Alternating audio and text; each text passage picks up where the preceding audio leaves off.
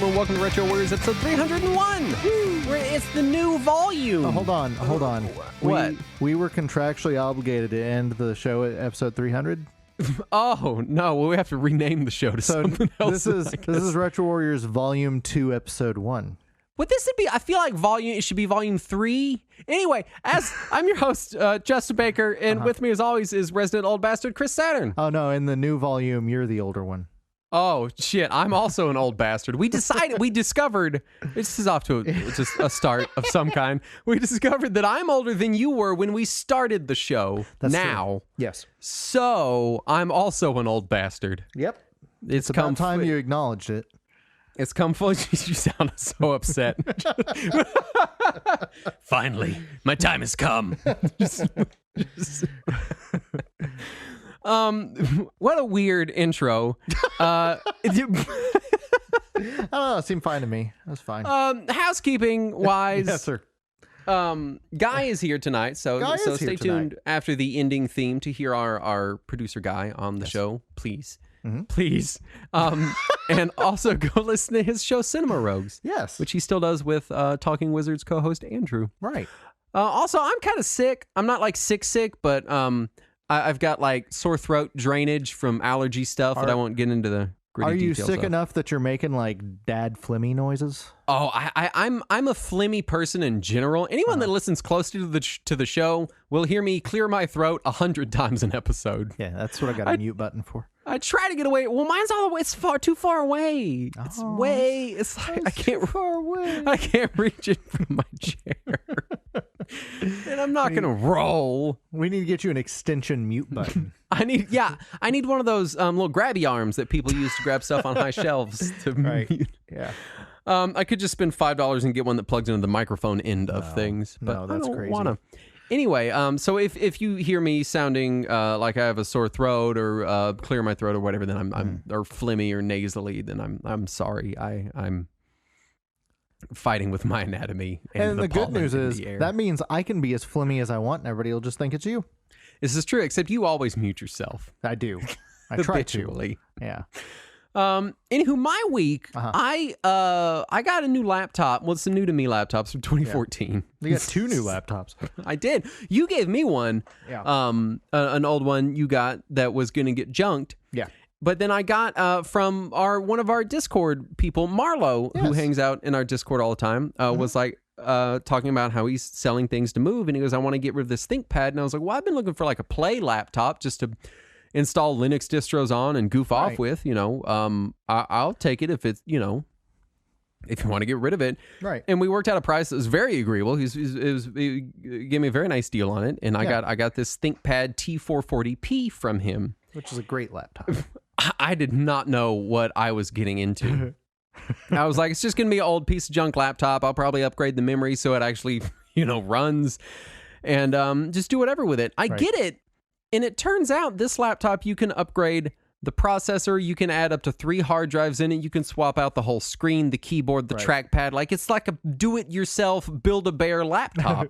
which, to be fair, a lot of business-grade laptops are similar to that. Right. A lot of them are close, but right. This one, even in the realm of business-grade laptops, is very upgradable. Yeah. And that's a problem for me because that meant that I could tinker and change parts around and do different things. So immediately, I've like hot rodded the whole thing out. The only thing there's 2 upgrades I haven't done that I would like to do. I put 3 hard drives in it. Right. One of the hard drives is in one of the extra wireless card slots. And it works. I don't know how. Right. I've got 3 hard drives in it. I swapped out the CD-ROM drive for a spinning disk drive for storage. I replaced the screen entirely with a 1080p screen. I've done so much crap. The bezel was busted on it. I fixed it with screen adhesive to hold it down. Like nice. I bought an extended battery for it. I've done so much. Is it the kind of extended battery that like sticks out the back? Oh yeah, it's like a little handle. It's great. Yeah, I remember. And I brought a desk out of the shop that was in this house when we moved in. I've made like a downstairs desk area for my ThinkPad. Nice. And it has become my new laptop. I bought a new laptop last year, and because I hadn't bought a laptop in like 5 years, and so I was like, it's time. So I bought a Lenovo last year, and that thing, I've not touched it. It's just like I'm like, forget it. and I'm just daily driving this ThinkPad, and I forgot how much I love having a laptop with ports, with actual thermal capabilities to cool itself. I'm imagining that meme. It's just like new friendship with new Lenovo is over. Now old Lenovo is my new best friend. It's great. It's Yeah. I have weird problems with laptops. My new laptop. You have weird problems with a lot of things. Let's be fair. I do. I have tactility problems. Things need to feel a certain way to me. And my new laptop is all that magnesium alloy, right? Yeah. So when I type on it, it's like my hands like fog up the metal. Like I don't like resting my hands on metal. What? When I'm typing, because I have very warm. Your hands fog up the metal? Yeah, I have very warm, like humid hands. My hands are hot. I have hot, sweaty hands all the time, and so typing on that metal is uncomfortable for me. Also, my laptop is so thin that when you get a minute, can you go ahead and change your Discord name to Justin Swamphands Baker? yes, I will. But my laptop is so thin that it sits too low in my lap to comfortably type on, so I have to put it on a pillow. This new thing, it's like 4 inches thick. It weighs 25 pounds. It's made of military-grade plastic. I could chuck it off a bridge, and it wouldn't even turn Windows off. Like, it's great. I've got a Linux drive on it and a Windows drive. It's wonderful. Nice. So thank you so much for selling me this ThinkPad. Right. I did not know what I like. I learned that there's like a whole ThinkPad subculture. Yes. And there's like everything else, you know. And let me assure you that the new ThinkPads suck. Because do they? While you were talking about how great your ThinkPad is, I was at my office trying to get a hard drive out of a new ThinkPad, and they don't make it easy. And they use all these little teeny tiny proprietary micro cables, and they don't even have an SSD slot on the new one. They just put an adapter inside an enclosure in the SATA port. Great. Yeah. I'm like already sad that I didn't get this laptop when it was new, because it means I have less years with it. Like that's how much I have come to adore this ThinkPad. Nice. And I've seen, like, as I was searching, like, because he when he sold it to me, he was like, hey, the screen's kind of crap, but you can upgrade it, and that's what put me down this line of learning about it. Right. And I've seen multiple like blog posts and YouTube videos that are like the last great laptop ever made. Like, people are hardcore about these T440Ps. Yeah. Anyway, it's man, if you love tinkering with computers and so but desktop parts are too much to buy and Raspberry Pis are too low power, and you're looking for something like, I just want a laptop to just upgrade and goof off with and do fun things with. Holy cow, T440P's it. What a great. Nice. I love it. It's just, I'm not even using my desktop anymore. I might have a dock for it in the scrap pile at work. I'll see if I can find 1,000% will take a dock from me. Yes, I was going to buy one because I just have to have everything. I have to I still have not. I need to upgrade the processor to one that is the same speed but runs cooler, because it does get a little warm, and it'll also help me with battery life, which isn't wonderful. Right. And I also want to put a backlit keyboard in it. Those are the two upgrades I haven't done yet, because dumping all that money into it immediately, I was like, I should probably slow down. Right. But holy cow, I love it. And I'm already sad that they don't make them like that anymore. Right. Like, preemptively. I feel like I feel like one of those guys that bought like one of those vintage muscle cars. I also feel like I've been talking about ThinkPads for like 7 whole minutes. This has been my life for a week. How have you been, Saturn? I'm okay. How are you? So speaking of tinkering, so I was sitting down to play some more old games on my 8-bit arcade stick.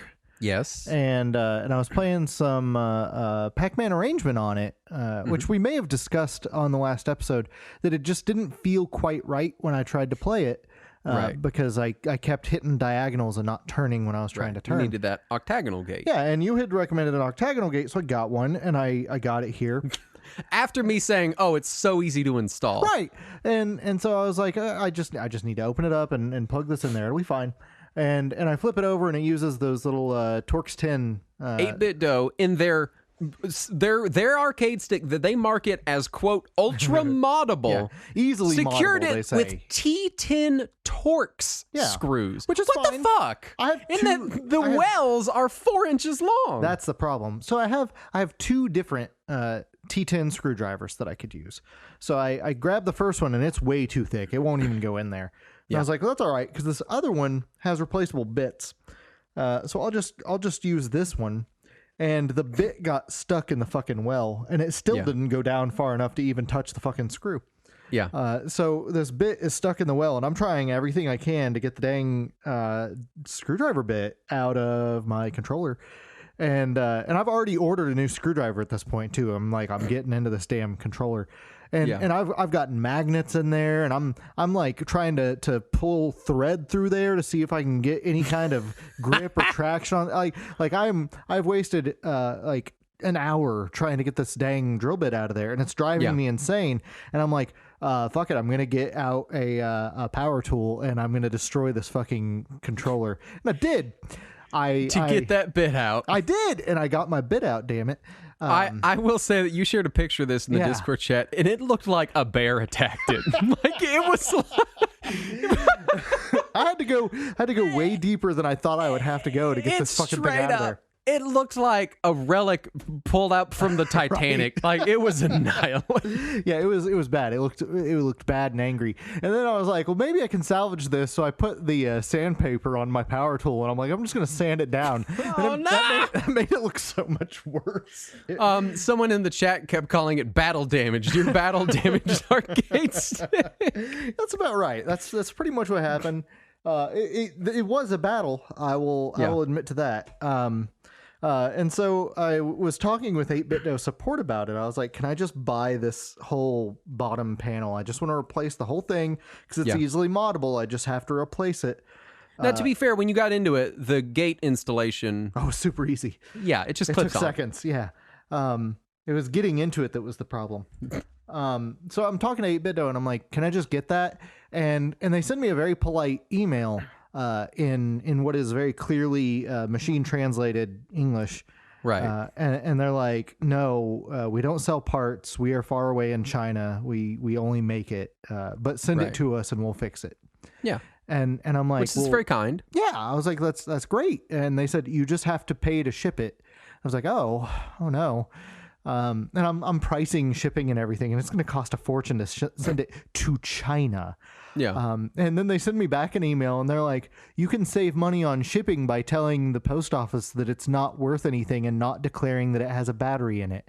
Like, whoa, I'm not going to lie to the postal service. You just got to lie to the post office. That's all. Right. That's probably not a crime. I don't know. And while I'm talking about this, somebody in our Discord was like, why don't you just sell that one on eBay and use that money to buy a new one? So I did that instead. And I ended up, I think total, I ended up having to spend $45 on the new one after selling the old one. Now, all said, you do still recommend the stick? Mm-hmm. I think at this point, because I had difficulty getting the screws out of mine as well, not your kind of difficulty. Yeah. I think at this point, I still would recommend the stick, and I would also recommend just straight up buying a T10 Torx screwdriver. Yeah. Yeah. If you plan to open thin neck. Or really just not any screwdriver that's not a replaceable bit should fit as long as it's just a straight bar. But yeah, I don't know. Those are pretty thin and long wells there. Aside from that, I did play some more games with it, but I'll talk about that when we get to the news. I also got in my replacement RGB SCART cable for my Saturn because I'd gotten the one for the Genesis last time. But the one that I got for the Saturn did not work. It looked like something out of a horror movie when I tried to turn it on. And the new one works. It works great. It is beautiful. I got some great image playing Bug. Oh boy, just a great picture. Like I'd put it together and I was like, it works. I don't have time to play a game right now. And then you posted in the chat, well, you have to show us how it works. And I was like, well, then I'm playing Bug. I'm doing this exactly for Justin. This is what Justin gets. It's what I deserve. It is. And you know what? I still like Bug. I still think it's a fun game. Not a good game, but a fun game. Right. It's my Trog. It's not I'm like a offended now. masterpiece, Now I'm but it's upset. something I have fun with. Other than that, I did pick up Omori on Steam, which is a indie game built in the RPG Maker engine about depression and suicide. Oh boy. And Just real pick me up, huh? yeah, like the reviews and stuff that I had read of it going in were like, it's a dark game, and I expected it to be a dark game, but holy shit, it is like pitch black dark. It is it is rough sometimes. I have to put it down, not because it's like scary or anything, because it does try to be scary from time to time. I just have to put it down because I'm like, that's really Yeah, deep. I need to go look up that right now. puppy pictures on the internet for a little Yeah. bit. Holy crap. Yeah. But it is still really good so far. Like the writing in it is brilliant thus far, and the music is really good, and the animation is fine for pixel art. So I like it. I was playing with Steam VR, which I did not expect to be playing with since I don't have a VR headset. But I was using this program called RiftCat, which is a thing that you can download, and it connects with any phone, so that if you have a Google Cardboard or a Google Daydream headset that you can put your phone in, it will talk to your phone and use it as if it were a VR headset, Oh, and then nice. report it back to Steam as a VR headset. Yeah, that's kind of like a same sort of thing, because I have an Oculus, but I do Steam VR over my Wi-Fi. Right. Yeah. Well, this uses the Bluetooth connection to your phone, I Okay, believe. yeah. So it's a direct connection. It's talking to my phone through that, and it's showing me everything, and it looks great until I start Steam VR. Because the little Steam VR introduction room that it gives you to teach you how VR works, it's expecting some kind of controller I don't have. Yeah, you do need a controller. Well, I have a controller. I tried syncing up my BitDo You controller. need a VR with my controller. phone. I try because it's like press the Y button to continue, and it shows like a little generic gamepad. It looks like an Xbox 360 controller. Mine translates my Oculus controllers to what it expects. You do need VR controllers. Well, it actually will do both. It'll do either VR controllers or a standard controller. The problem I is could never get it working with a standard controller. this interface that it uses to simulate a VR headset will not accept a VR or a standard controller plugged into your computer at the same time. So it expects it on the headset end. But if I link a Bluetooth controller to my phone, it doesn't know what to do with that either. So Couldn't you plug a controller into your phone? I did, and it did not see that either. It had no idea what was going on. It was just That's lame. very confused. So I got that. It looked very nice in VR.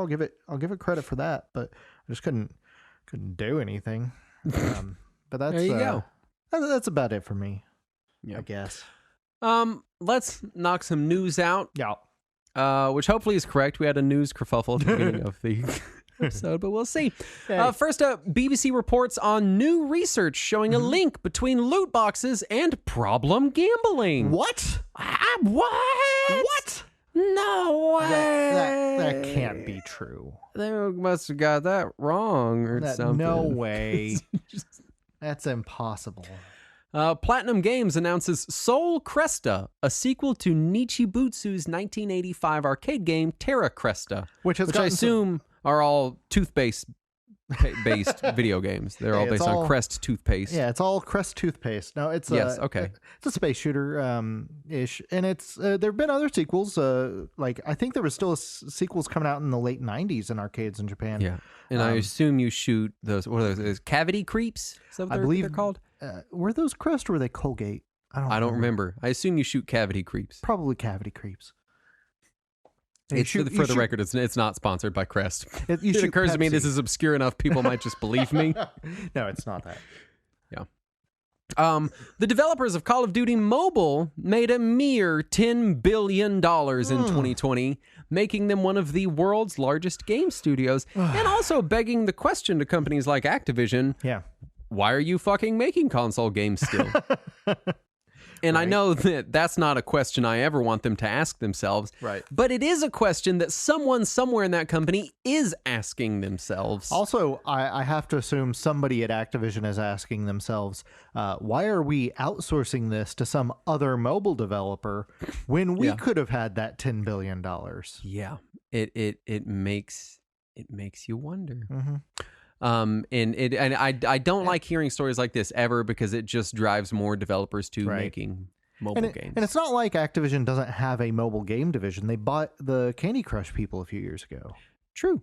So True. I mean, don't get me wrong. I'm glad Activision is still making games. Right. But every time I see one of these things, it's like so-and-so mobile game made $45 quadrillion. Right. It just makes me wonder how long until it all goes that way. Xbox Game Pass streaming, aka xCloud, is now available on Windows 10 via a beta app. I tried it. It's okay. It's a little Xbox janky. Game Pass but streaming. It seems to work. Well, all streaming's janky for me, so maybe that's... Oh, yeah. A playable demo of fan-made 2D demake of Metroid Prime has been released. I haven't heard of Nintendo shutting it down yet. I can't imagine why it would have taken them 2 weeks already. Well, but it's been released, so Nintendo must be scrambling to shut Right. that down. Yeah. I remember every Reddit comment was like, "Why would you say anything? Shut up! Just enjoy it and shut up." seriously. A development build of Castlevania Resurrection has been found for Dreamcast I'm so 20 excited. years after the game's cancellation. Now, this one has not been dumped at the time of the news story breaking. Or at least Has not it- released to people. Yeah. And I am so stoked about this because this was one of those ones that I was so upset when it was canceled. Like I was anxiously looking at preview shots of the upcoming Dreamcast Castlevania. I was so stoked for Dreamcast Castlevania, and then it was just fucking canceled, and we got shitty PS2 Castlevania instead. Yeah. E3 2021 is back on as a digital-only event. And a lot of Shocking, people no were one. immediately on board too. You had Nintendo and Square Enix and Xbox and Konami and Capcom and Well, for years we've had people being like, who is E3? Because E3, for people that don't actually know, what was traditionally is a trade show, right. and it was for like these companies in the press, and then it turned into this like announcement show for the public. Right. And so E3 has had this identity crisis of like, who is it actually for? Right. And now that we're in the era of the internet where announcements can just be uploaded to YouTube and they don't have to pay for a show floor somewhere to make it, it has made less sense to have these big events like this. But now that everybody is stuck in their homes anyway, a digital-only E3 gets eyeballs without having to pay for show floor. Like if E3 was something like PAX or something that was actually a community event to bring a community together, it would be sad to hear it going. That would be sad. Right. But E3 is a trade show. It's for companies to show off consumer goods. Right. That's all it's for. Yeah. Like that's its goal at the end of the day. They want to zhuzh it up like it's the Game Awards Mark 2.0, but it's Gross. not. Yeah. My My favorite thing was when it was announced, one of the headlining companies that every publication seemed to want to mention for some reason was Konami, and that immediately caused the Silent Hill and Metal Gear fan communities to be like, all right, let's go ahead and put on our clown paint now so that we're prepared for when we get hyped up about something that doesn't happen.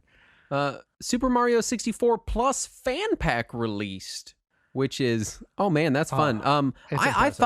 I thought it was a mod for the PC port, Kind of. but it's you have to build it off of you have to provide an original ROM, Well, and that's then how the old PC port was too. Oh, okay. Well, I didn't. When I downloaded my old PC port, it was just like ready to go. I guess I got it from someone. Yeah, So. you got it pre-built. But yeah, it's great. It adds tons of features. Oh yeah. I would highly recommend it, even to people that don't really love Mario 64, but are just kind of lukewarm on it, because it fixes a lot, huge amounts of things and updates it a huge amount. So get it before it's gone. It doesn't fix everything that I have issues with in Mario 64, but it fixes most things. The biggest one is it fixes the camera, so it feels like a modern camera. That's just great.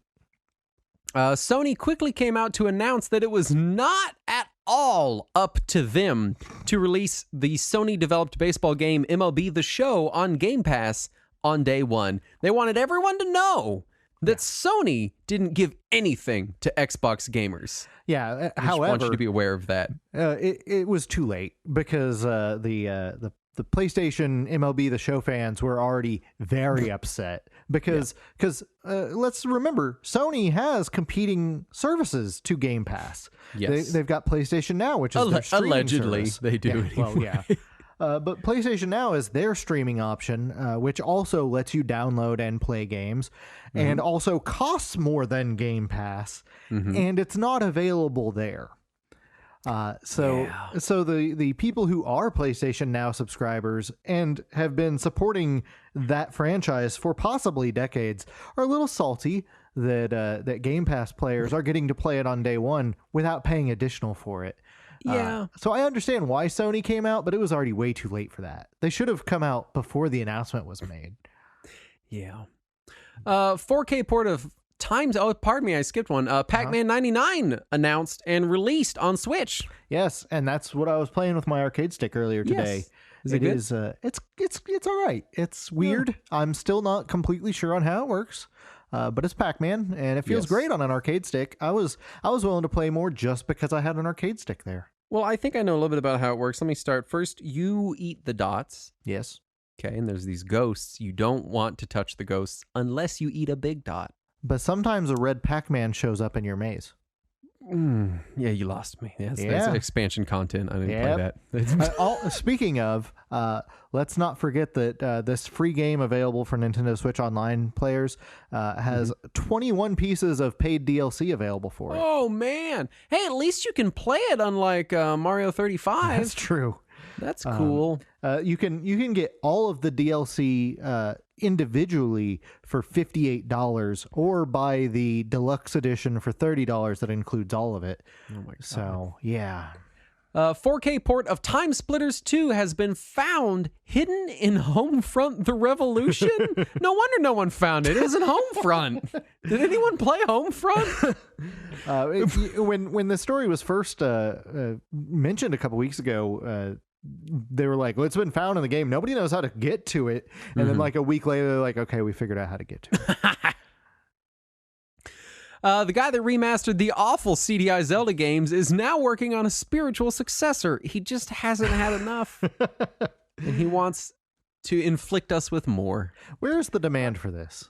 You know what? This is one of those projects that I'm always like, I'm so glad to hear that it exists. I will never play those terrible games. I'm glad it's preserved. Right. Kudos to you for preserving this. Please get it out of my face now. I'm glad the person who wants it has the best way to play it, but please don't make the rest of us play it. In an ideal world, every game would be preserved like this. It is a noble effort. Definitely. But man, I don't want to play it.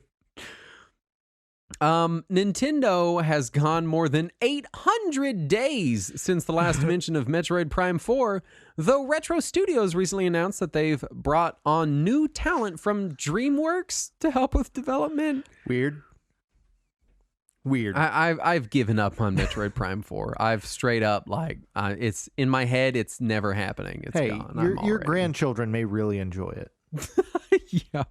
The last game I really was like, that's never going to happen, and then it did, and then I bought it, was Duke Nukem Forever, so I've learned my lesson. Intel announces Bleep software that will filter out slurs from online chat during gameplay. I'm always in favor of more filtering options, especially when I can apply them to people on the internet that I have to hear. Right. It does beg some questions, though, because if it's done on the local side... that's fine. I have no issues with that. But if I believe it is local, right? But I feel like it is. My bigger concern is how did they train this algorithm, and what horrible things did somebody have to say to train it in all these different accents and dialects and everything? They just played Bart Simpson clips, hell damn fart, till the end of time. I did notice that in the pictures of it, it has like a sliding scale. So you Yeah, can it's weird. it's like, I want exactly this much racism in my online dialogue. Yeah, it's That's very a strange. weird thing to even offer. I mean, it makes sense, like, because it can filter out swears, and Right. like if they had a filter on my television that Yeah. I could turn on when my kid is in the room to filter out swears, Right. Oh my God, Yeah. that would be because all the time I'm like playing Like a Dragon, or I'm watching a TV show or whatever, and I'm like, and someone's like, "Hey, you fucking piece of shit," and I'm like, Yeah. "Oh no, oh crap," Yeah. you know. What you should have done is left it in Japanese. I was playing Like a Dragon, and someone was like, "You cum stain," and I was like, "Oh shit!" And I had like my stereo on, and it was cranked up. I'm playing my game, just grinding levels, and I was like, "Oh fuck!" Like someone just shouted it at me from the street. I was like, "Oh no!" You know, that makes me wonder what all these people in the background have been saying in all the other games in Japanese.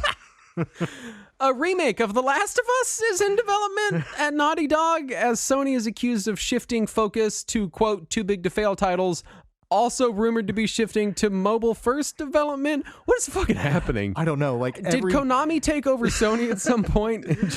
There was like 3 or 4 days there where the news was just like weird tonal whiplash about Sony development. Yeah. And I don't know what's going on there anymore. And boy, Last of Us remake, wasn't it already remade once? Yes, it was remastered for PS4 from the PS3, and now it's apparently in the middle of a full-scale remake for the PS5 so that it can look more like the upcoming HBO adaptation. Why? Marketing. Neo, The World Ends With You, a sequel to the 2007 Nintendo DS game, is coming this July to the Nintendo Switch. So it finally has a date of July. Yeah, very much a fan favorite game. People really loved that. Absolutely. When it came out. But let's get into the topic at hand. This week we are talking the Atomiswave. What? Which, the Atomiswave, that definitely super successful and well-known arcade hardware made by Sammy. Everyone knows about. Everyone knows Sammy, not the person, the corporation. Oh, Sammy, that guy from Clarissa Explains It All? What the fuck? Yeah, I guess. Is that did you really reference Clarissa Explains It All? I did, yeah. Oh man. The Atomiswave was an arcade system made by Sammy in collaboration with Sega. It was heavily based on Dreamcast hardware. Came out in 2003, running a Hitachi SH4 32-bit RISC CPU, Right. a Power VR2 graphic engine, an ARM7 Yamaha AICA 45 megahertz sound chip, and had 16 megabytes of main memory. Which is all very similar to what you would see in a Dreamcast or Naomi.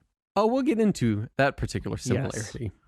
Yes. As far as development on the Atomiswave, and this is it. It's hard to find development information on arcade boards. This is true. So a lot of this was just me trying to contextualize this, because I'd always assumed the Atomiswave was made by Sega because no. it's a Dreamcast. Yeah, no, this was Sega had nothing to do with it. No. Well, they had something. It was in conjunction. They helped. Well, I guess. You know. But the Sammy Corporation, for those of you that don't know, was founded in 1975 by Hajime Satomi, and mostly sold pachinko and Apache slot machines. And they also made plenty of video games over the years. They did. As well. They worked on various video game projects, as I wrote here. We don't need a spell check. It's falling apart. They worked on video games. They were the publishers of the Guilty Gear series We up had through Guilty 300 Gear. solid episodes. There's no reason for us to keep trying anymore. They were the publishers of the Guilty Gear series up to the Guilty Gear X2 games. So they'd been around. They'd worked on some other stuff. They've published some other games. Don't they still publish Guilty Gear in Japan?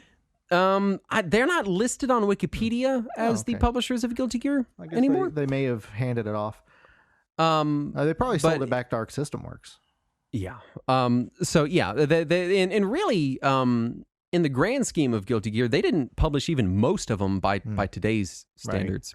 Right. However, they did publish plenty of things back in the NES and Super NES era too. Here in the US anyway, their logo was stupid. It looked like an atom for some reason. It looked like something on a baseball player's outfit in The Simpsons. And on the back of the box, it would always say "From American Sammy." because they really wanted to convince us they were not Japanese. Yeah. So to understand the Atomiswave, it's kind of important to contextualize where Dreamcast arcade hardware was at this point. Right. Because the Sega Naomi arcade board was announced before the Dreamcast launched in Japan, and Right. it was meant as a replacement for their Sega Model 3 board, which at the time was way more expensive than the Naomi ended up being. The Naomi was spec'd the same as the Dreamcast, but with more memory. Games were often ported back and forth between the Dreamcast and the Naomi. The Naomi itself was really flexible. It could include up to 16 other boards, all working in tandem in a machine to increase total power.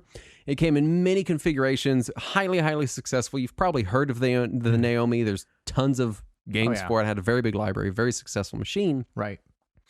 And then the Atomiswave, by comparison, was literally just a standard Dreamcast. Yeah. And also, by the time the Atomiswave hit the market, Sega had already released 2 replacement pieces of arcade hardware because they had worked with Namco and Nintendo on the Triforce, which they had F-Zero on, and they worked with Microsoft on Chihiro, which all their new games as of 2003 on were being built on. So Sega had completely abandoned Naomi by 2003, and yet Sammy was still like, well, let's iterate on it. Let's not do the exact same thing. Right. But it lost all of the the Naomi being kind of referred to as like, oh, it's the Dreamcast arcade hardware. Right. The Atomiswave really was the Dreamcast arcade hardware because it didn't offer multi-board setups. It couldn't increase its power. It did sell for half the price of the Naomi, which is really, I think, how it came to fruition. Right. And in 2017, enthusiast Brian Hargrove purchased an Atomiswave dev kit on eBay called the System X. And previously, it was assumed that, like the Naomi, the Atomiswave had more memory than the Dreamcast. Like it was a souped-up Dreamcast. Yeah, it would make sense. But he opened it up, and it's literally just a Dreamcast dev kit that they like put an X on. Like nice.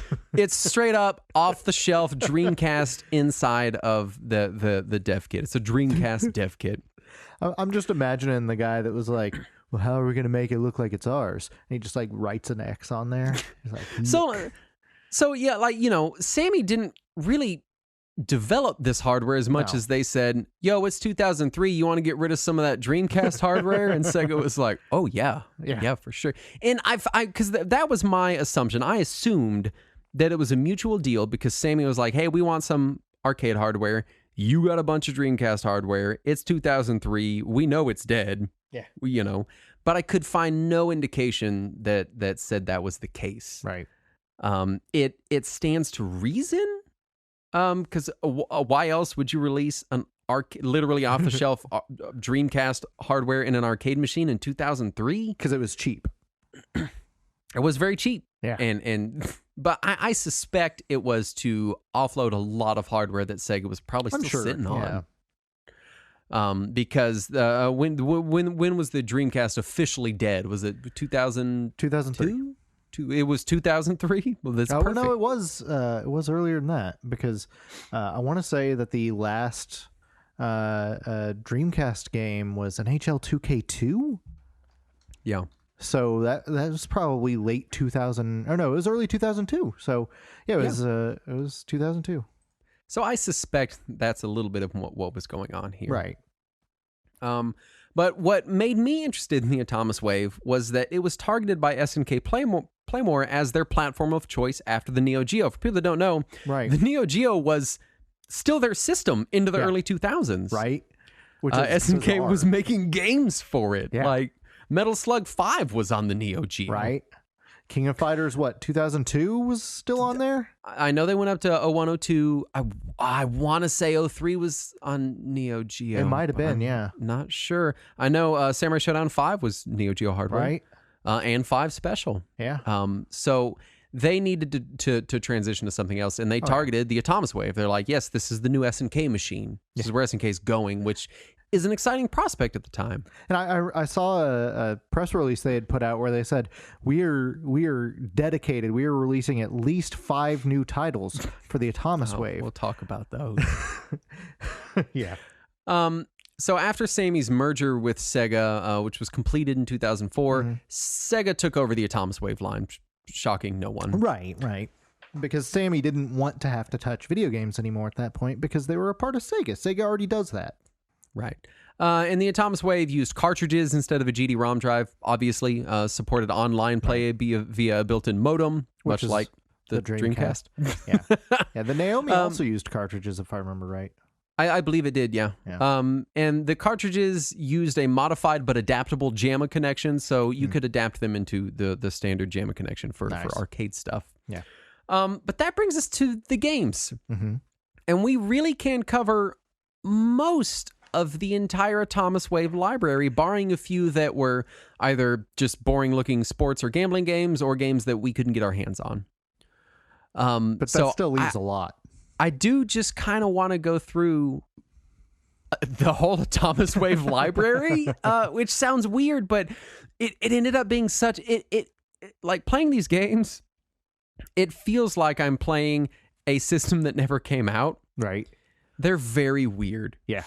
They're just strange. For those of us here in the U.S., it pretty much didn't come out. I don't know if any of these actually, like, I know that a lot of these have English versions, but I'm not sure if they ever actually hit Western arcades. I know. I feel like some of them had to have, because there's Guilty Gear and SNK games on here, and those were big in the fighting game scene in the early 2000s. You know, we're talking post Street Fighter 3, pre Street Fighter 4. Like this was that era where everyone was like, "Hey, where are fighting games going to go after Capcom?" And then the answer is back to Capcom, but we didn't know that then. You know, so this was kind of a weird time. But first up, I want to talk about Demolish Fist. I did not play this one. This was 2003 by Sammy and Dimps. You'll see Sammy's name on the majority of these games. Either Sammy or Sega published pretty much all of them. It's just a pretty mediocre brawler. And I noticed this a lot. It uses like pre-rendered computer-generated backgrounds instead of sprite work, and it makes a lot of it just look really bland. Yeah. Which was kind of indicative of like that early 2000s era. A lot of games, like they would use sprites for some things, but then use these like computer generated backgrounds that didn't match up well. Right. And it's just boring. It's just a really boring brawler. It's like if I put a quarter in it in an arcade, I wouldn't hate it. Yeah. Would you put a second quarter in it? I don't know. I don't know that I put a second quarter in on the stream when it was free when I was streaming it. But the first big game I do want to really talk about is Dolphin Blue. Yes. Which came out in 2003. This was Sammy and SNK Playmore. What it feels like to me is like somebody tasked an early Dreamcast JRPG manufacturer to make a Metal Slug clone, but make it really weird. I wrote that it plays like a cross between a treasure game and Metal Slug. I'll give it that. Is what it feels like. It has the art style where it feels like somebody was really trying to make Grandia 2. So the reason it's called Dolphin Blue, this is a run and gun, by the way. It's your standard run and gun. Instead of like a grenade, like in Metal Slug, you have an attack that charges over time, which is nice in run and guns. Right. But you pick up guns that they have ammunition and things like that. Right. But it's a dolphin focused run and gun. Like you do. Where the characters are both player 1 and player 2 accompanied by a dolphin, and there's a lot of underwater segments. Yeah. And the underwater segments feel very in the hunt, which makes sense because it's SNK Playmore. Right. But there's also on foot stages, and in the on foot stages, at all times there is water somewhere, and you can see your dolphin losing its mind trying to get to you. Yeah. Just fucking freaking out, doing flips, going nuts. I really like Dolphin Blue. I think Dolphin Blue to me is because most of these other games we're going to talk about either aren't great or have been ported. Now, was that one SNK Playmore? Because I thought that one was just developed and published by Sammy. It might be. I saw SNK because here's the thing: there's not good documentation on any of these games, so I Right. found conflicting information. Now, Like, based on the sprite work in it and everything, I wouldn't be surprised if SNK Playmore had something to do with it, but I didn't see any SNK logos anywhere on it. it reached a point where I was digging so deep to find Atomiswave information that it could have been, because when I look it up now, I'm seeing Sammy Corporation. It could have just been that someone listed it somewhere, because I found so much conflicting information over dates, over developers, Right. over all kinds of stuff. I'm sure, yeah. That in one of them, I was reading, I was trying to read about one game, and I clicked on a link on some arcade wiki, and I click on the link, and it opens a page, and the page literally just says, "This is a game." Yeah. And I was like, great. But was it? So you're correct. It may SK Playmore very well may not have had anything to do with it.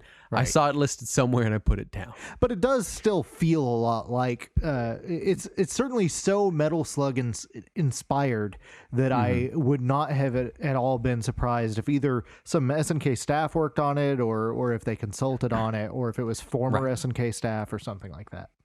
But it's very fun. It's very much that like treasure style difficulty. Very hard game. Right.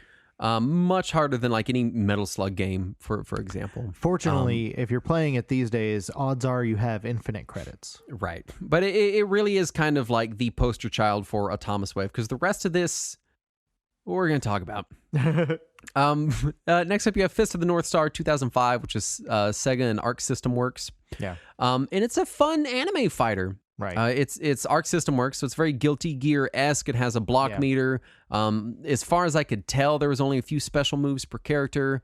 It has a really cool boost mechanic that the block meter shares a bar with. It was just it was Fist of the North Star. It was cool. I believe it was ported to Saturn.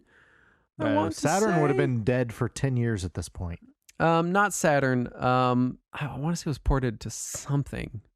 What was it ported to? Maybe it was ported to nothing. PS2 maybe or Xbox. Yeah, it would have been Saturn. It was a 2005 Sega Saturn game.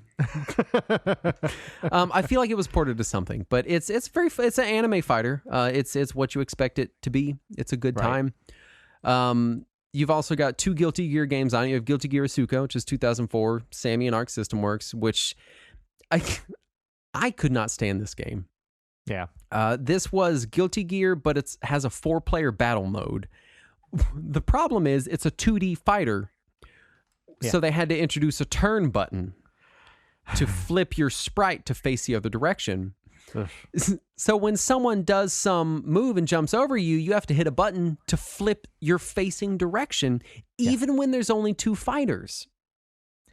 Yeah. And I was like, I thought for sure this had to be the worst Guilty Gear game ever reviewed. And I looked it up, and people were like, "Oh man, that's so great! What an interesting, cool mechanic to bring into a fighting game." Yeah, I remember I had picked up the Xbox port of this when it eventually made it to Xbox, and I had one friend that was like, "This is the coolest game." And after people liked it. After the 4th or 5th time that he said that, I was just like, "Do you want to keep it?"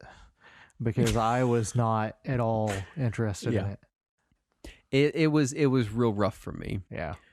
You have Guilty Gear X version 1.5, which is 2003, Sammy and Arc System Works. It's Guilty Gear. It's a revised version of the second game. Yeah. This one saw a fan conversion to Dreamcast, and it's good. It's Guilty Gear X. A lot of these Guilty games have had fan conversions to Dreamcast. Yeah.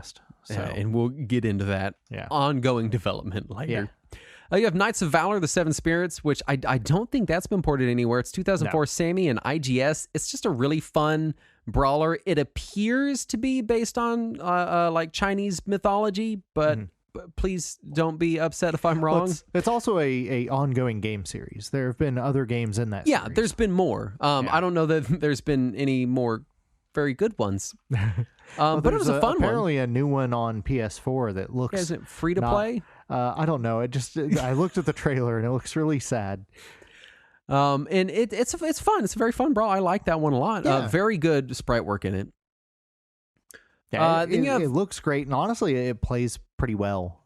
Compared to a lot of these other games on this list, I thought that it played better than many of them. you have Metal Slug 6, which came out in 2006. Yeah. This was Sega and SNK Playmore, obviously. Right. And it's more Metal Slug. It introduces some new stuff. So you get the weapon stock, which is the ability to carry two weapons at once and change between them or put them away entirely. Each character now has slightly different abilities, which I never noticed. That's kind of like when people go, oh yeah, in NES Ninja Turtles, they have different stats. I'm like, do they? I guess. Yeah. I don't know. Yeah, Donatello's more powerful. Sure. They added the Zentetsu sword, which sucks. I don't know why you'd want a sword in a Metal Slug game. Let me tell you, you already have a knife when they get close to you. It introduced difficulty modes. You can play in easy mode, which makes the heavy machine gun the default weapon. But it ends the game before the final mission. It's all right. I never made it the final mission in any of the other ones anyway. And I played it on stream, and I beat the game, and I was like, that was really weird and anticlimactic. And then it goes, to be continued. And I was like, when? When will you be continued? But it's actually a very good entry in the franchise. Yeah. It feels fresh. It feels interesting. Again, I have a problem with these Atomiswave backgrounds. Yeah. You've got the cool sprite work from Metal Slug, but then the backgrounds look really super bland. Yeah, a lot of these games do have that really generic early Dreamcast 3D background art. Yes. But my issue with a lot of these SNK games, and we're going to be getting to more of them here in a minute, but is that the sprite work looks like it's just borrowed directly from the Neo Geo a lot of the time. And the Neo Geo was more than 10-year-old hardware at this point. And for them to still be using these old, poor-looking... Well, they weren't poor-looking. They were excellent sprites on the Neo Geo, but it's just...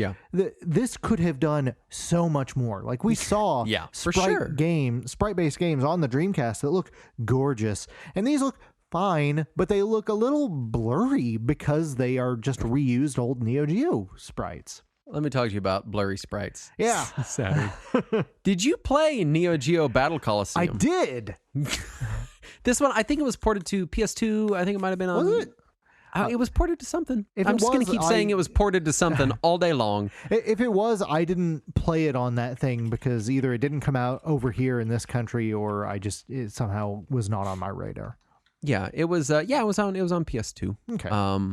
It's a 2-on-2 fighter. Okay. 2005, Sega and SNK, and it is possibly the most disappointing game that I've played. Not the worst game. I was really excited about it because it was basically King of Fighters with other SNK characters. Yeah, it's like Smash Brothers, but SNK. Yeah. So it includes some of the wackier stuff. It's not just like, hey, they're humanoid people from fighting games. Right. Like they got Marco in there, and he like has a gun, and he just shoots the person. It's fun. The problem is in there. I was really sad that dude from Crystalis wasn't there. Yeah. But at least Athena was there. And it also lets you take the other SNK fighting franchises that don't normally get to make an appearance in King of Fighters and mix them in there. What a great idea. And it plays pretty good. Yeah, it's all right. It looks like fucking god awful. Yeah.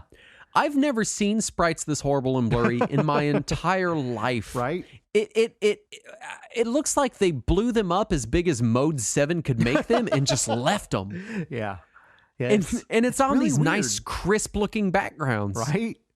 It's just it's really weird that they were willing to do that. And it's not just on that, it's on a lot of these other SNK games. And it really bugged me. I was genuinely upset.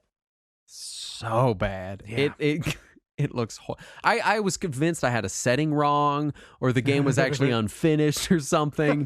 It looks like dog shit. Yeah. So if for some reason I got a bad ROM and someone out there is like, no, the game looks great, please alert me to that because I could not find a version of the game that did not look terrible. Not only did it look bad when I was playing it, but I pulled up like YouTube videos of people who were playing it on a legitimate Atomiswave output to VGA, and it looked the same. It still looked like butt. You have Samurai Showdown 6, 2005, Sega and SNK. It's Samurai Showdown. It's very fun. There are some weird characters that I've not seen in any other games. I fought a person that was like, it was a big like piece of wooden scaffolding in a kimono. Nice. I don't really know what that was about, Nice. but it was cool. It plays very well. If you like Samurai Showdown, it's Samurai Showdown. It's good. Yeah. You have King of Fighters Neo Wave 2004, Sammy and SNK Playmore. I believe this one was also ported out to other systems. Probably. Neo Wave it's King of Fighters, but it adds this weird masochistic mechanic where at any point you can push a button and start draining your own health actively to increase your offensive strength. Weird. And other than that, the only other stuff it does is drop features from later King of Fighter games. Nice.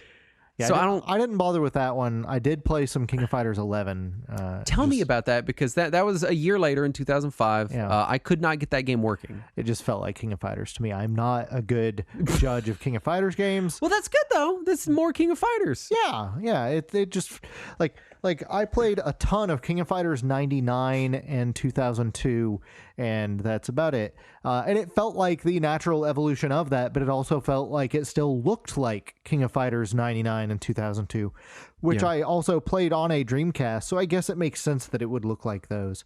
But it was fine. It was King of Fighters. And our last two games. I did not play these. Oh boy.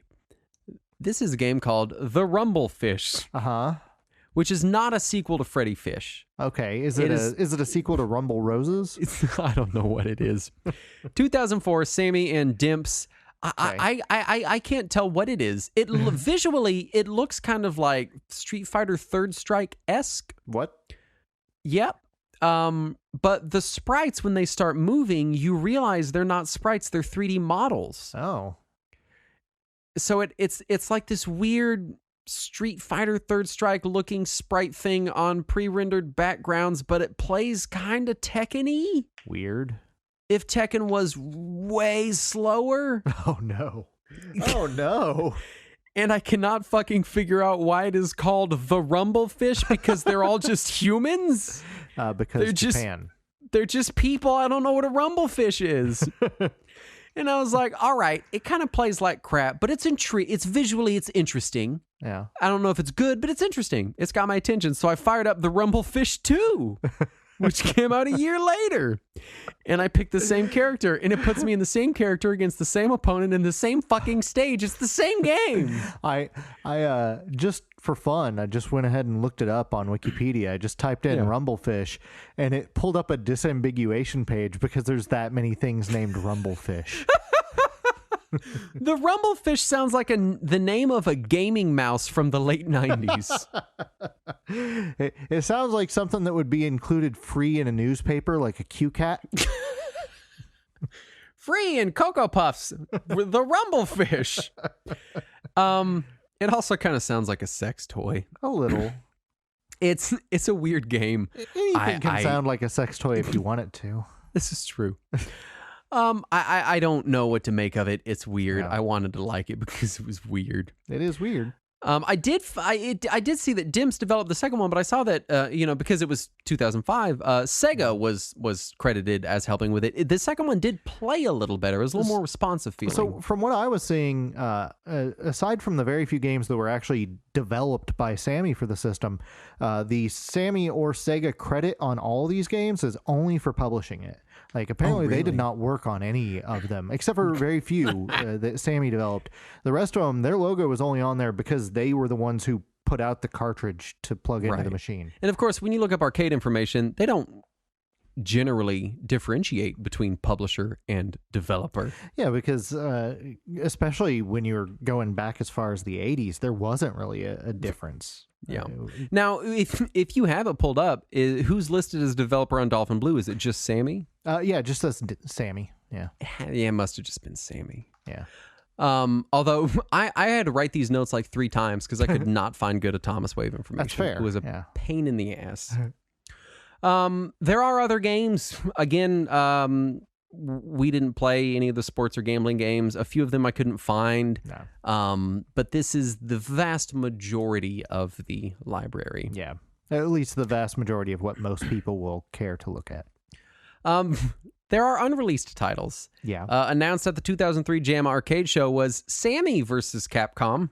Now, my question is, who would have been in that? I don't...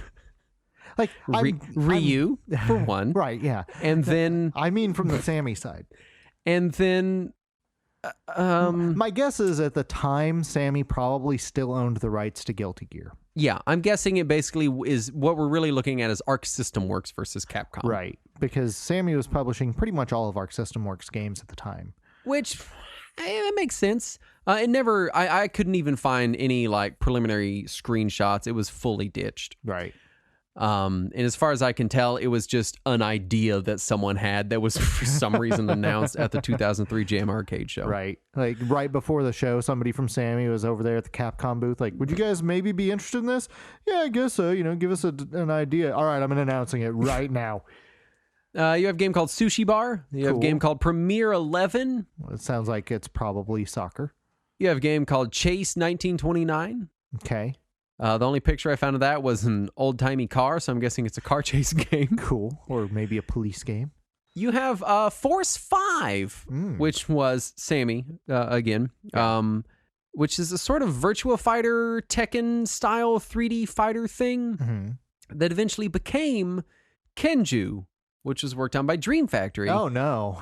Which adopted a cel-shaded art style. And both Kenju and Force 5 you can find them and they're playable in their current forms. But Force 5 was found and is available and you can play it. It's definitely an incomplete fighting game though. Now, granted, it's by Dream Factory, so don't play it. That's a mistake. It doesn't look good.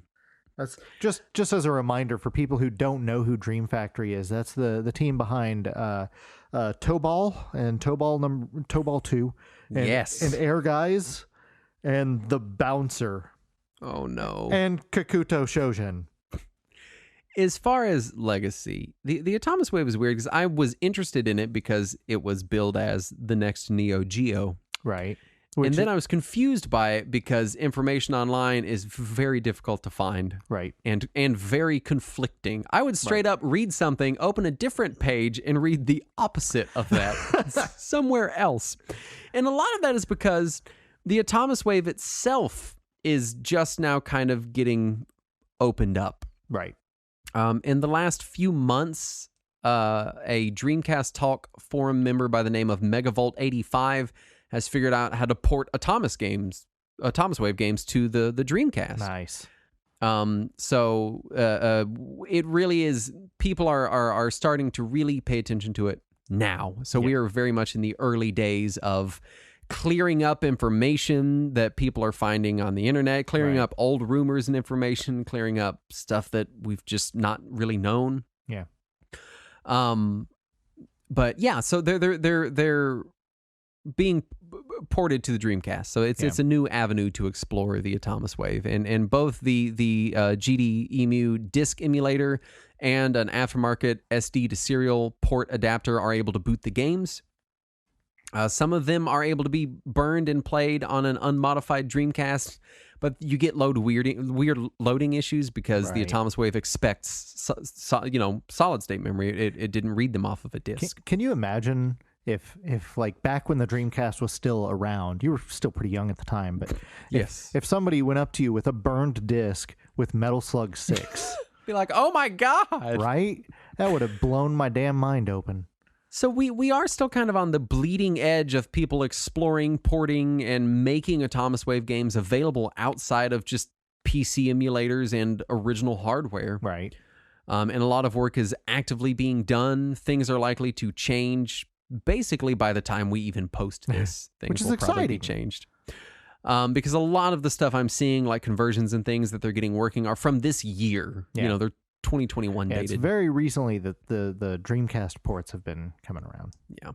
As far as the legacy of the Atomiswave itself, after developing Metal Slug 6 for the Atomiswave, SNK moved on to the Taito Type X2. And which apparently, from what I was just seeing, so did the Rumblefish. Did it? It got a port to the Taito Type X2 as well. Oh, boy. And it also got an online version on the Taito Dejica. Yeah. Wonderful. Yep. The Rumblefish is available for your playing pleasure. Yay.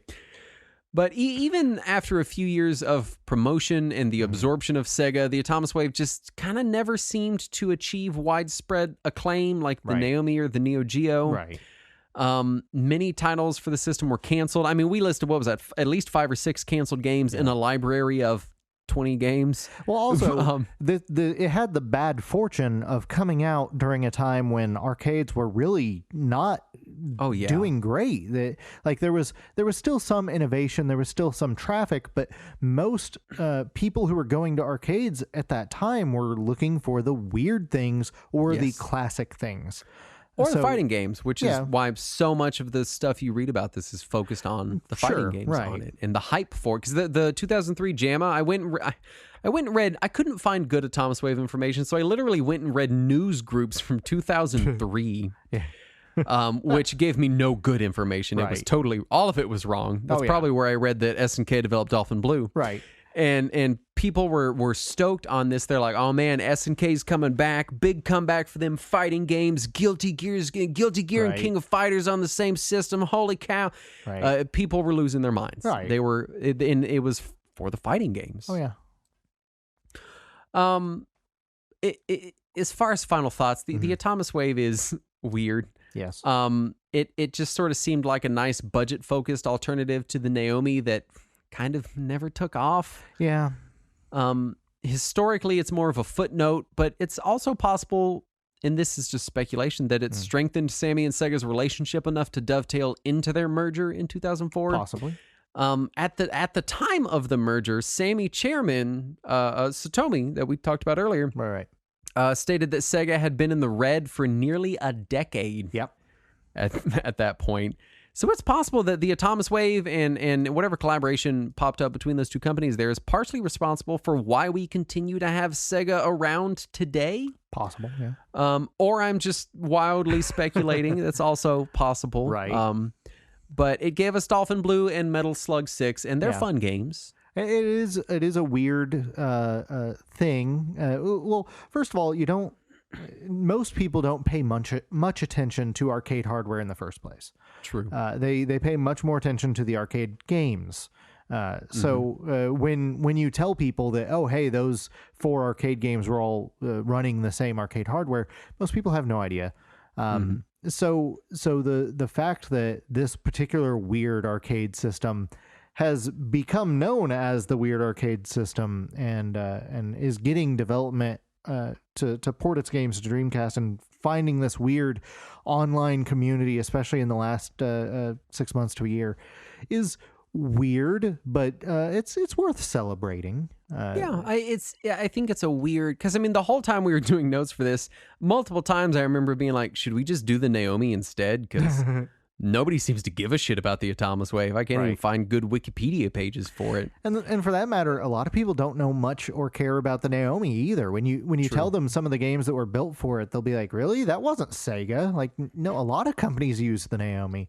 Yeah. So it's one of those things where a lot of people, even people who follow classic video games, don't always know that a lot of these arcade games are using the same hardware. So it is neat to look at, especially this smaller library here, because if we were to look at a lot of the other more common arcade boards, you'd be looking at dozens and dozens of titles. So it feels like a neat little arcade video game niche that you can look at and kind of dissect as what arcades were almost like during that brief period of time. Yeah. But yeah, it's strange. I do think it's worth checking out some of the weirder things on it, especially if you have a Dreamcast, because our friend of the show, Keith Courage, had mentioned, and on his YouTube channel, where he is referred to as Chris Courage, which is the name he goes by on our Discord now, he has shown off the little serial adapter thing that you can get for your Dreamcast and load up your it's like $8 on AliExpress. It's so cheap, and you can just play your games right there on your Dreamcast, which is neat. Yeah. What also is neat is our Patreon.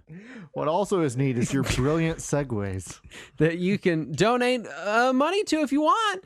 It's at patreon.com/Retro Warriors, and we would very much appreciate if you would consider donating to us. Also, rate and review us on your podcast aggregator of choice, because that helps the show a lot, and it means a lot to us. Indeed. And we would like to thank the following people that brought you this episode, starting with Ivan Cervantes. And Mark Meredith. Novocaine FS. Pogs are back. Ridley Scott's mom. And Scott Page. Slick Rick. Thunder, Thundercats. Oh! You work away life every day for cash. Cash that can't buy back what the job takes. Not if you rode every seahorse in the world. And Zero Scroll. Are all the wonderful patrons that made this show possible. Thanks so much for your kind donations. And stay tuned after the ending theme. We've got our producer Guy on the show for his I was just going to say his monthly, for the after party is what we call it. It has a name. Yes. I could refer to it as. Anyway, thank you so much for listening. We'll be back next week. And as always, let us cling together.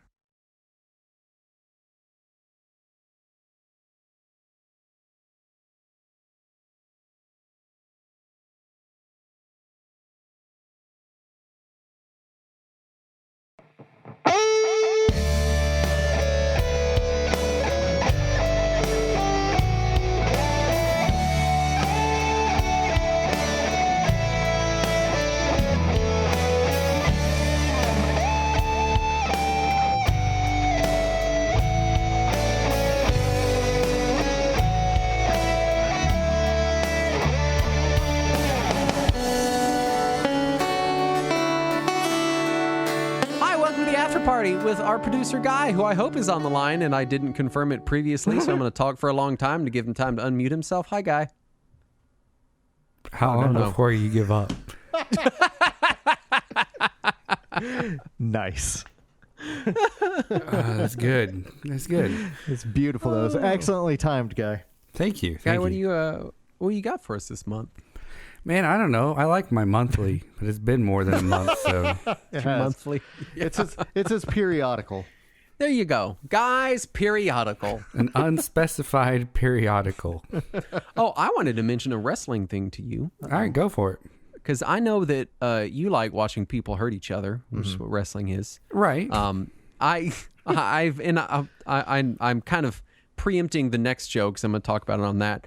But I've been buying He-Man action figures, and they have a currently running line of action figures that is a crossover between Masters of the Universe and the WWE. No, dude. And the figures themselves are mashups of Masters of the Universe and WWE characters. So the body, it's shaped just like a He-Man figure, right? They've got the big bulky, and the legs pop off and the arms pop off. It's the standard He-Man looking figure.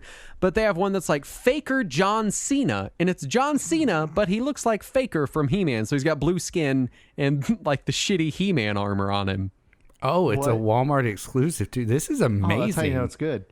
Dude, I saw a bunch of them. I keep almost getting them, but I'm like, I don't care about WWE. I'm just buying them because they're neat. So I hadn't heard about any of this, but I just pulled up a picture, and I think it doesn't have the names of any of them on there, but I'm pretty sure I'm looking at a picture of Macho Man at Arms.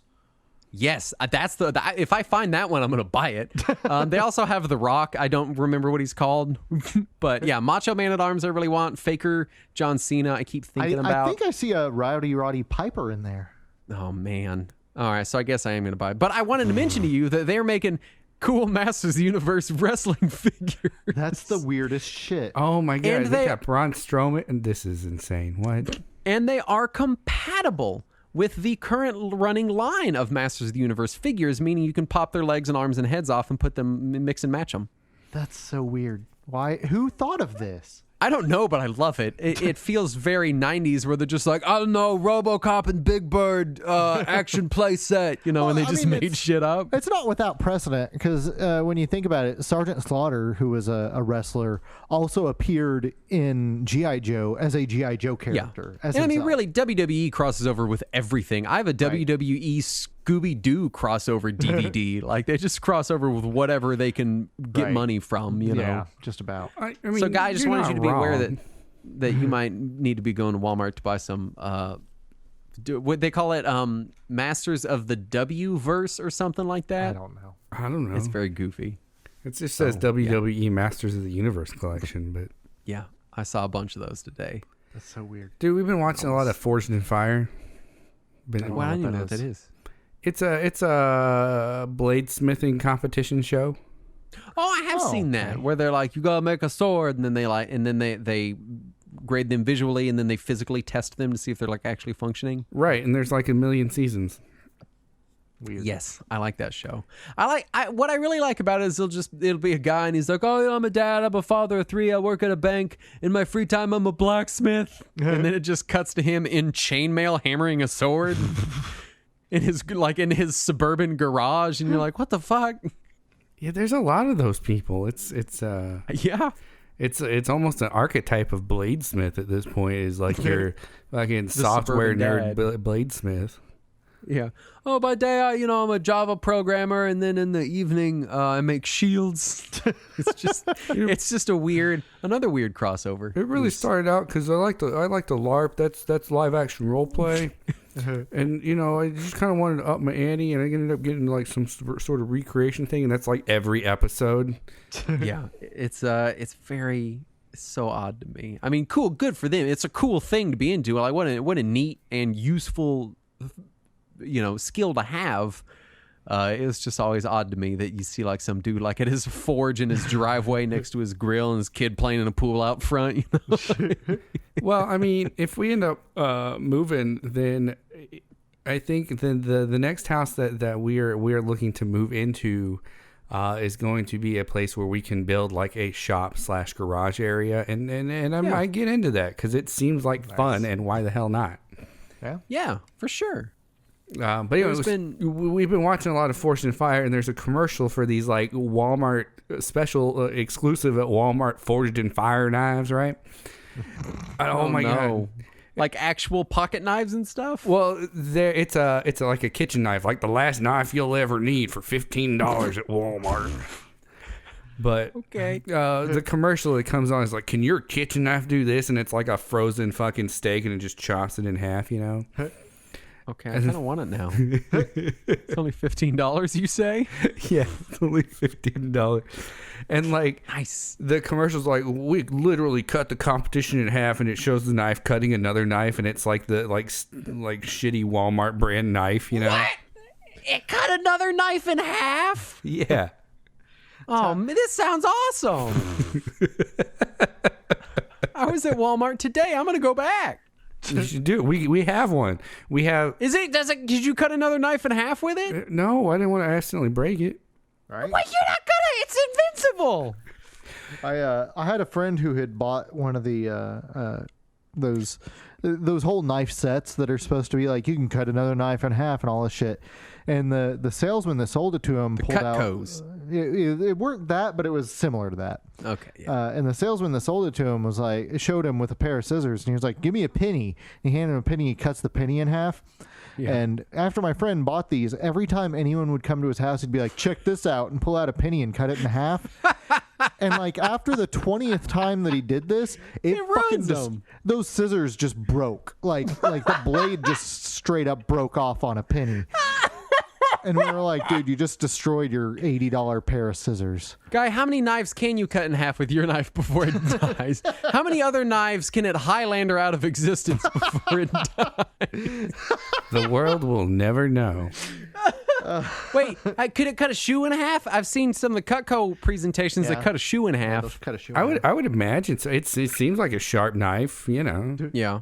It's sturdily built, I guess.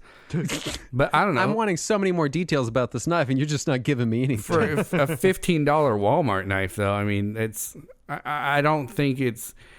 I guess they advertise it like it's this best, like custom made fucking blacksmith knife. It's like, no, it got stamped and then ground. What are you talking about? I'd be in the backyard with like a boot full of nails trying to cut it in half with my knife. We all know you would. You didn't have to tell us that. I'd be like, "Honey, watch this," as I slice my hand off, like trying to cut into a shoe. Right. So like Thursdays. Yeah, basically. Basically. Well, that's cool. Yeah. I hope you get into blacksmithing. That'd be neat. Yeah. It seems like a neat thing. I don't know. Then you get to come on the show and tell us neat blacksmithing stories. Dude, I'm at that stage in my life right now where I'm like, you know what? I kind of want to do this thing. And I'm like, well, why the hell not? It's not like, you know, like I get a round 2 at some point. Like if I was like, well, I just didn't get to that when I'm like 90. It's like, well, shit. Yeah. It's also that thing where you know, it's nice to have like a hobby or something that isn't just sitting in front of a screen, you know, that it's, you know, like this is my thing I do. Right. I don't have any of those really, but it'd be cool if I did. Yeah. Well, I mean, like we've done, oh, well, there goes my phone. Like as hobbies, in the past few years, there's this podcast, there's the YouTube channel. I've learned, like, I started playing guitar, started playing piano a little bit. Like I picked up a bunch of fucking hobbies in that, and now I guess I'm just looking for the next one. Yeah. We could just do what I do and shop for toys at Walmart. All the time. All the time. Or knives, apparently. Or knives. Yes. When they're available. When they're available. Well, that's good, man. Oh, that reminds me. My girlfriend offered to give to let you borrow her grandpa's knife and promised it won't cut you when you try to open the package.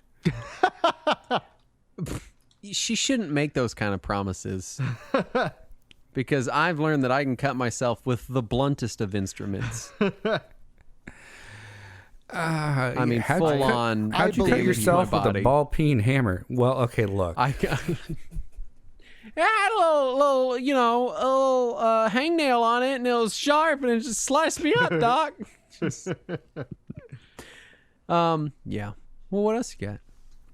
Octopath Traveler. I played that a little bit. Did you not play that when it came out? No, I did, and I got all the characters, but like, when I got to their second story or whatever, you just lost interest. Not only did I lose interest, but it was like to get to the next town or whatnot, I had to use somebody that was like level 8.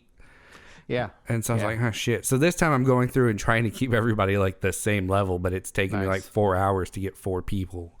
I take it you're playing it on Xbox this time? PC. Oh, PC? Yeah. Gotcha.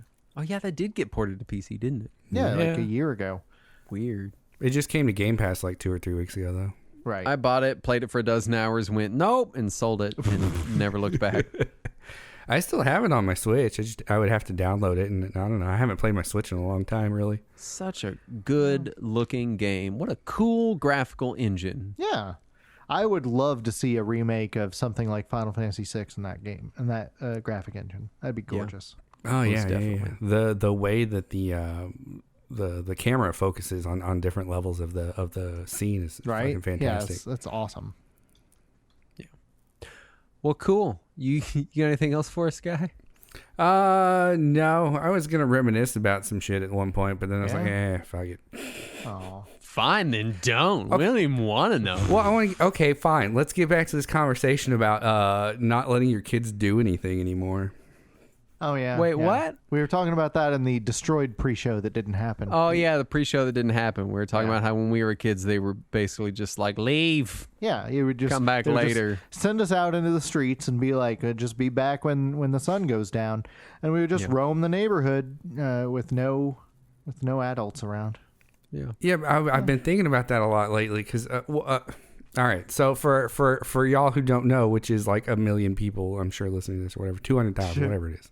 I wish we had 1 million people listening to this. I wish we had 200,000 people listening to this. Dude, 200,000 people. Tell your friends about the show. Yeah, well, if each of you tells 10 people. Stadium. Yes. Anyway, my dad passed away a few weeks ago, and as his only child, I am in charge of his house. And at the moment, I'm renting a house, so it kind of makes sense to move out to my childhood home. Right. Yeah. And so, that kind of brings up the point that, like when I was a kid, we go ride our bikes, and I was telling my girlfriend the other day, like there's like this road that's surrounded on both sides by kind of like woodsy areas. Yeah. And they may or may not be like developed now into neighborhoods. They were starting to develop them like 20 years ago.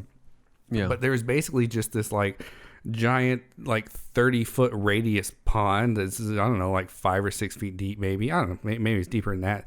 That we used to go like fucking just spend hours by that pond. Just screw around at. Right. Yeah, like jump our bikes like over portions of it and shit like that, and I like hope you don't fall in. Right. Yeah, get in a boat, find a magic ring, drown your friend there for it. Just standard. Right. Yeah, just regular childhood stuff. Yeah, no, but I'm right there with you. Like if my kids were doing that now, I'd be like, whose idea was this? Yeah, excuse me? You get inside and get on your iPads now. I'm just tired of this. I'm just kidding. Where you were safe from the entire world. Right. I mean, you know, to be fair, like when I was a kid, I grew up in the suburbs. We had amenities. It was 20-mile-an-hour speed limit. I had to go for a good distance to get to the high-speed roads.